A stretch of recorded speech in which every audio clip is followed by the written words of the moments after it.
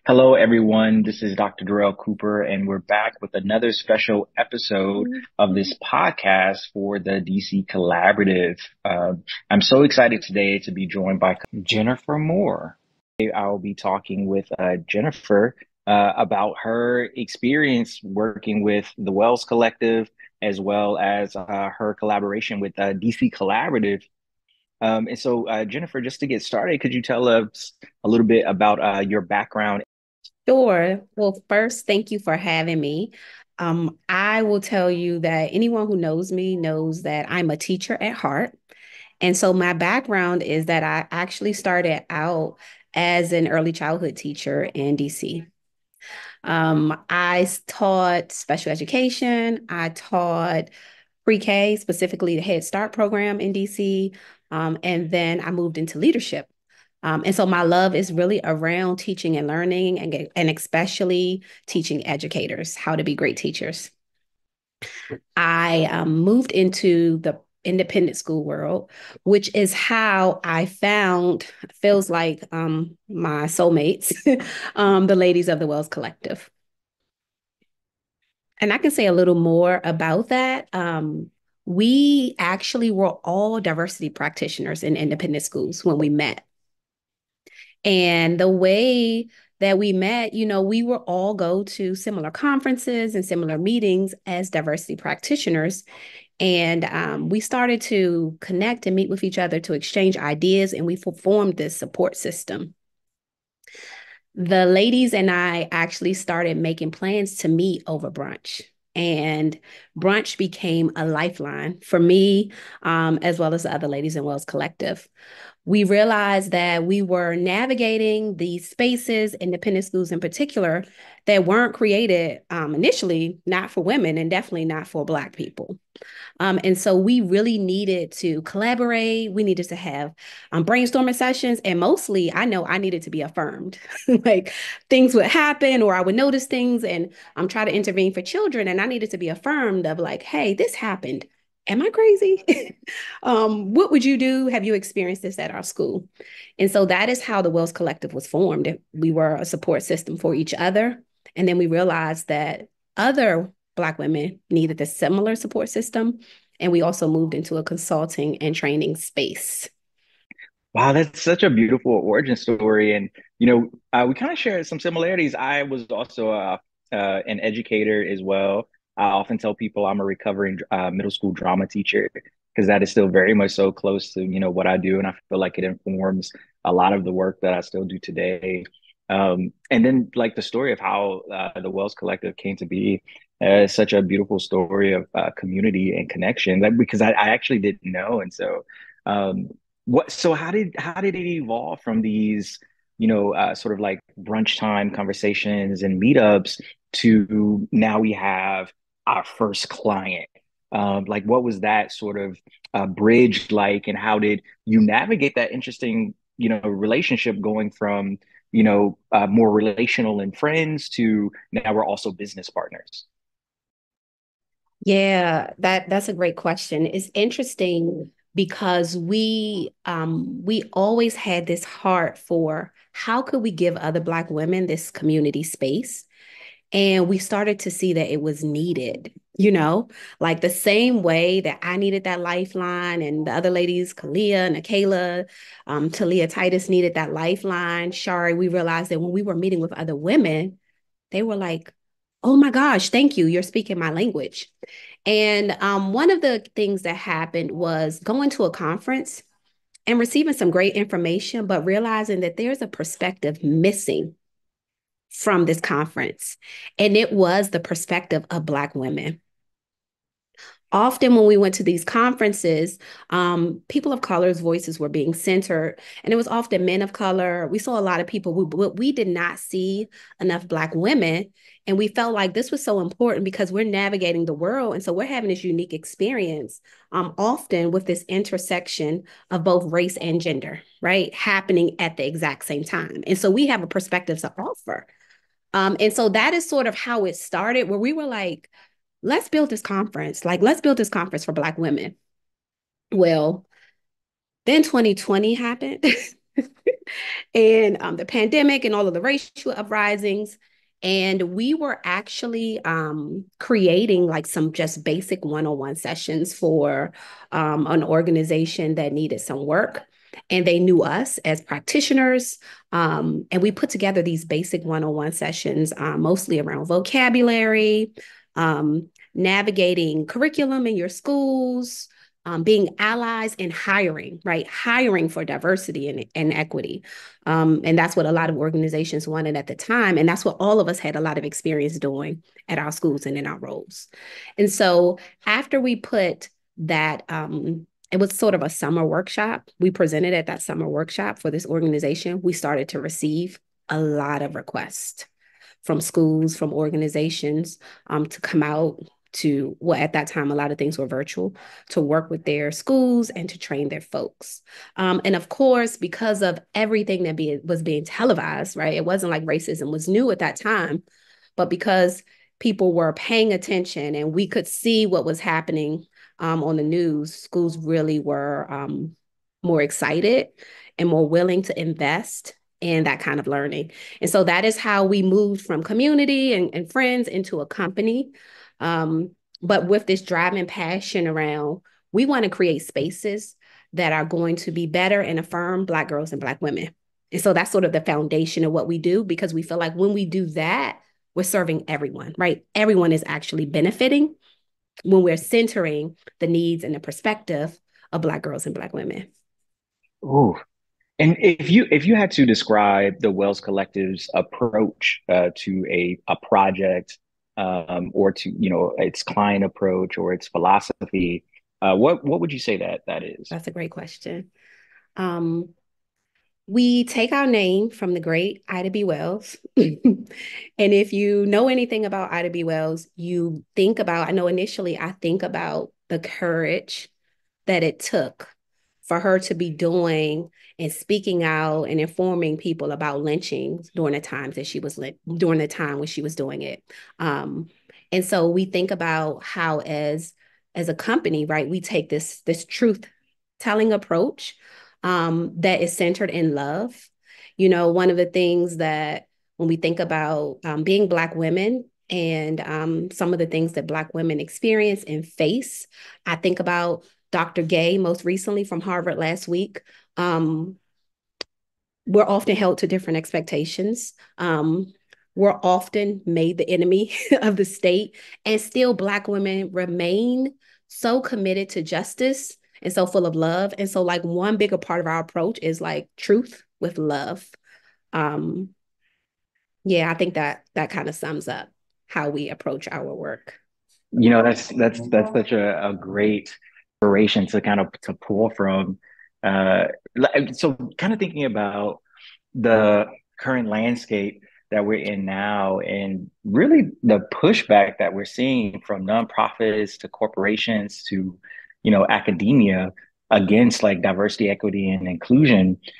How is the Wells Collective navigating that? And also, what are some of the things that you're hearing as you're talking to clients out in the field, or, reading different reports? How is the Wells Collective sort of navigating this interesting terrain in this DEI space? That is a great question. One of the things that I will tell you is that when the Wells Collective started, all of us were practitioners in independent schools. There were 6 of us, Black women. None of us are practitioners in independent schools anymore. And so we have been experiencing the shift literally since 2020, late 2020, early 2021, with the pushback, with the white rage, with the resistance towards justice and inclusion and the fears around that. And so we've been experiencing that for a couple of years now. And one of the things we were really clear about when we started the company is that we always wanted to work with organizations who were aligned to the work that we do. And so we didn't want to be sort of the company that was going to save people sort of for PR purposes, right? because a lot was happening where a lot of people needed to save face. Like terrible incidents happened. This doesn't look good for us. This is impacting our bottom line. And so we need to partner with a group that will help save face. And that's not the way we work.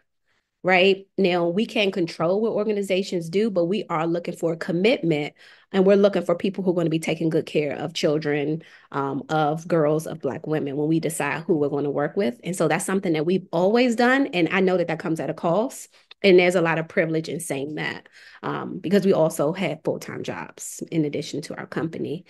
And so that's one of the things where we've been navigating the shift and the resistance because we've always experienced it, and even more so now. And we always go back to sort of our origin story and what we really wanted to do. And originally, like I told you, what we want to do is to take care of Black girls and Black women. And so there are many ways to do it, whether we are consulting, whether we are hosting events of wellness and healing and joy for Black women and girls. Like, we believe that there are many ways to our bottom line.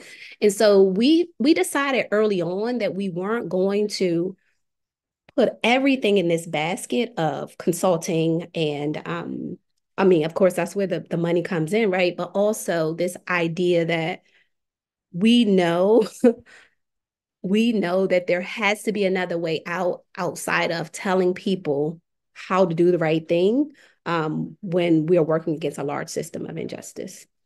And so one of the things that we're looking to do is to partner with organizations who their mission is always been around access, around equity, around leveling the playing field. That's a part of it. We also, as a company, we took a sabbatical, at the end of the summer. We took some time off because, as you can imagine, doing the kind of work that we do, where you are literally fighting injustice, possibly in your full-time job, consulting and helping other people fight injustice, it's taxing. It can take a lot out of you, and it can hinder creativity. And so we believe in like the wellness of women and girls and people. And so we also have to do that as a company, as an individuals.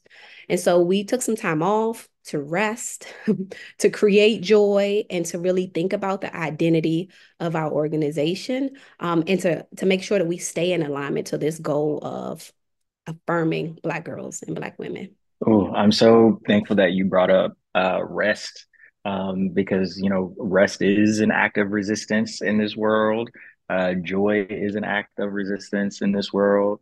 Um, I, along with a few other things, I'm on the board of the Institute for Anti-Racist Education, and its co-founder Ashley Lipscomb.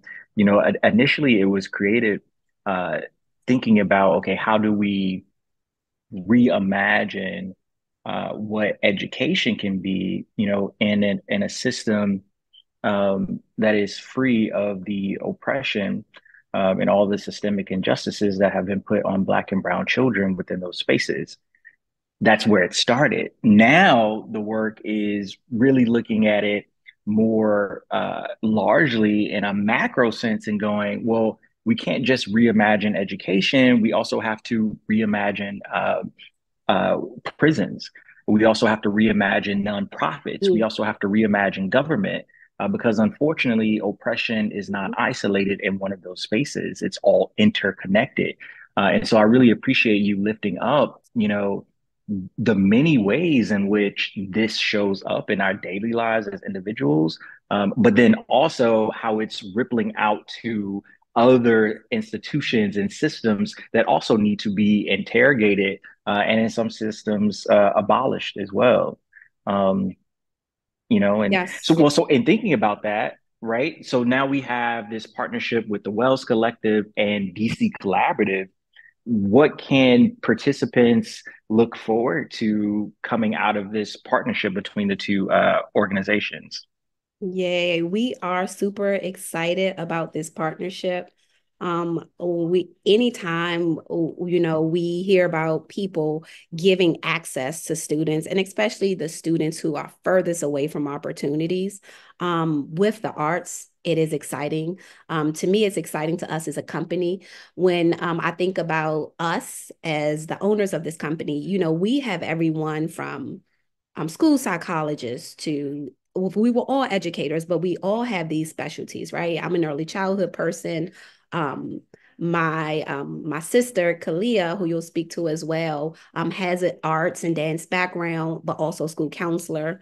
And so one, we're super excited about the partnership.